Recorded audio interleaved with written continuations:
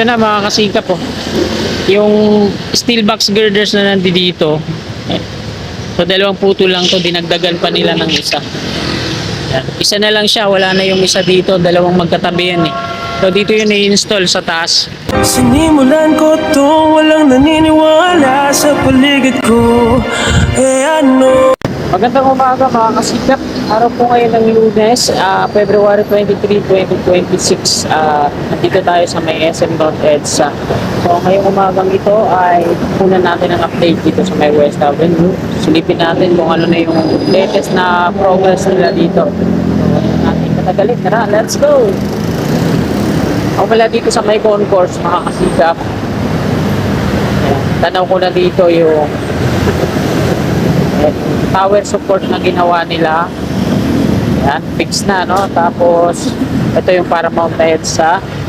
Kanan muna tayo dito hanggang dun sa may Examiner Street. Ito po yung West Avenue. Dito po yung diretso ng MRT7 turn back guideway.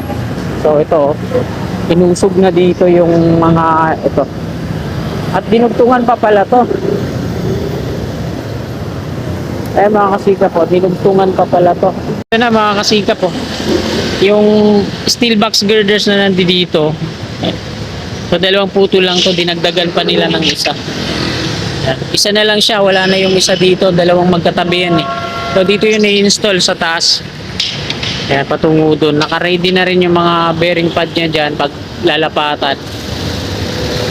Dito naman sa kabila yun, yung tower support fix na hanggang dun sa dulo. So antayin na lang natin yung installation dito. Hindi naman matatapos yung Pebrero eh, magkakaroon na ng resulta yan dito. Kaya mga kasikap, diretso na tayo.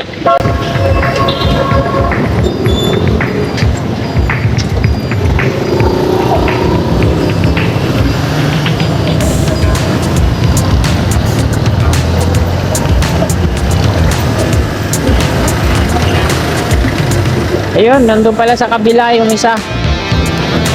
Hindi ko kasi makita.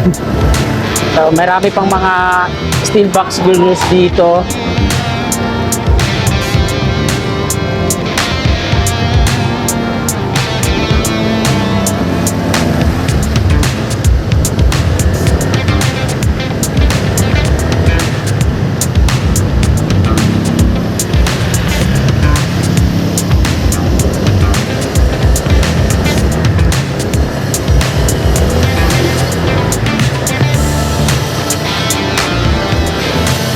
So dahil maaga pa, o konti pa lang yung mga workers na nakikita natin.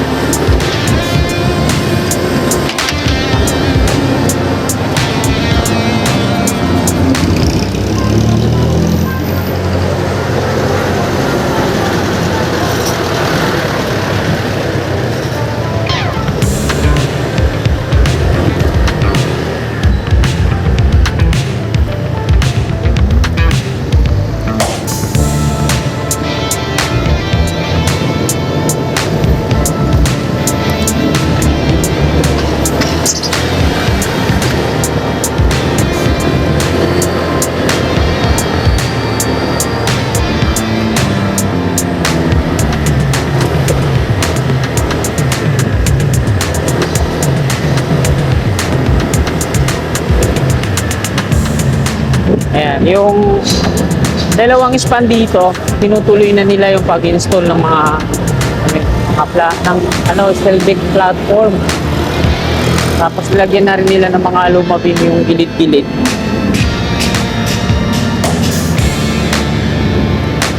Baler Street.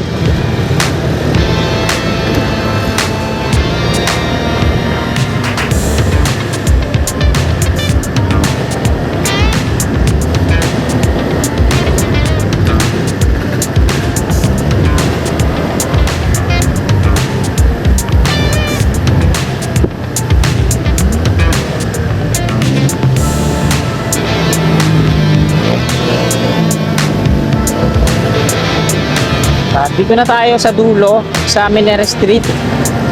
So dito na tayo mag-U-turn.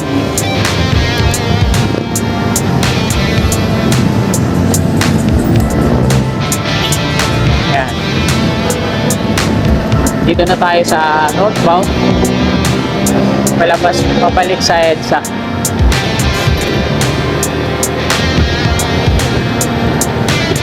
Yan.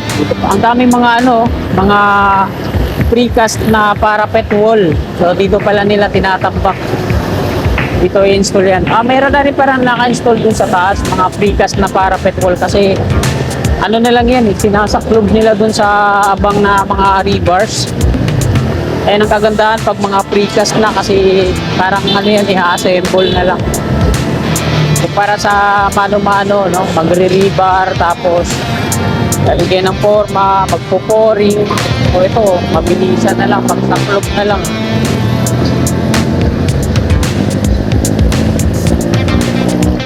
Ito na lang yung bahagi na yan na hindi pa konkreto. Dalawang span.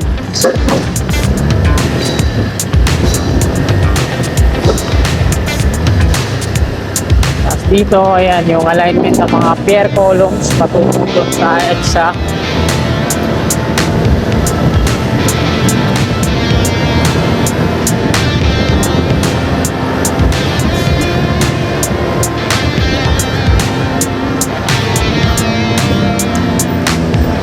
Malapit na to Pakinabangan mga kababayan.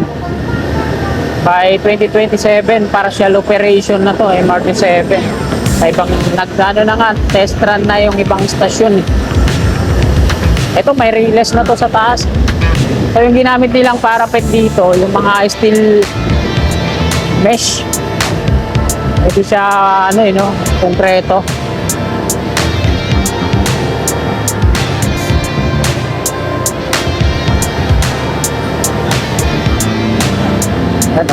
So hindi pa na-assemble dito yung mga mga steel box girders, putol-putol pa. Ito talagang inusog na nila dito sa kanan. Kumuha sila ng isang lane pa. Yan. Medyo kumipot dito kasi ito na nga. Bali itong isa, medyo oxy pa. Dalawang putol pa lang to kumpara na doon sa kabila na napakahaba na at dito nga isasalpak yan mga kababayan.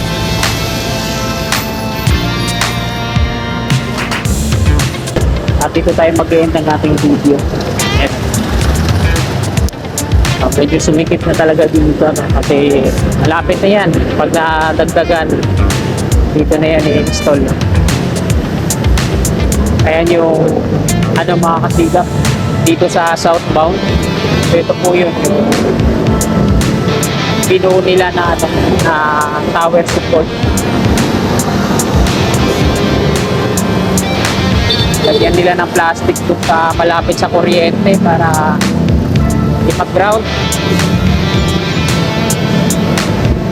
Ayan mga kasigap, hanggang dito na lang itong video na to. Maraming salamat. Walang tawad ng suporta. God bless.